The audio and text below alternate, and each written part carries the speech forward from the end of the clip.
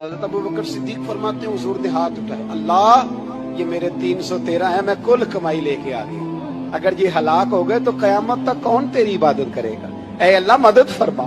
और हुजूर मनाते हैं रब को, कहते हैं या अल्लाह तूने वादा नहीं किया था तू मदद करेगा, या अल्लाह तेरा वादा नहीं था तू कामयाबी देगा। सारी रात मनाते गुजर गई, सुबह का उजाला चमका तो हज़रत अबू बकर फरमाते इतना लंबा सजदा किया, हुजूर सजदे में थे, मैं देखते देखते थक गया, मैं सजदे की हालत में ही हुजूर पर लेट गया, लिपट गया। मैंने कहा महबूबा सर उठाएं, वो देखे अल्लाह ने मदद नाज़िल फरमा भी दी है।